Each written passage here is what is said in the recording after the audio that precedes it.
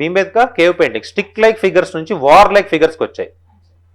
Action based అనమాట, lively features అనమాట. So use the technique of superimposition. ఏంటి superimposition? దాని మీద వేయటం అనమాట. ఫర్ ఎగ్జాంపుల్ ఒకటి వేశారు, ఇంకోటి దిద్దటం అలా వేసినప్పుడు ఏంటంటే అది స్టాండ్ అవుతూ ఉంటుంది. సో రా మెటీరియల్స్ ఏంటి to do that painting? Raw material కెమికలా, న్యాచురల్ డైసా? So now there is a trend of reviving a natural dyes. గుర్తుపెట్టుకోండి. Now from the point of ఏంటి అంటే ఇప్పుడో చేసిన, for example something around 15,000 20,000 years back ఉన్న సైట్స్ని ఇప్పుడు ఎక్స్కవేట్ చేసి చూస్తున్నప్పుడు, డిస్కవర్ చేసి చూస్తున్నప్పుడు ఏంటంటే ఆ పెయింటింగ్స్ స్టిల్ పర్సిస్ట్. ఆ పెయింటింగ్స్ స్టిల్ కనిపిస్తున్నాయి కదా. It means what? ఆ టెక్నాలజికల్ వాడు అడ్వాన్స్ అయినట్టే ఆ టైంలో కూడా. ఇప్పుడు ఫర్ ఎగ్జాంపుల్ మనదే తీసుకోండి, మనం మాట్లాడుకుని కూడా అదే.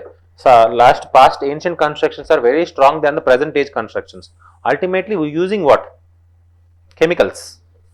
సో కెమికల్స్ కూడా మీరు మీ ఊహ కూడా చెప్తాను, కెమికల్ కూడా ఒక భూమిలో నుంచి రా మెటీరియల్ నుంచి తయారు చేసిందే కదా అనొచ్చు, అనొచ్చా? So this is made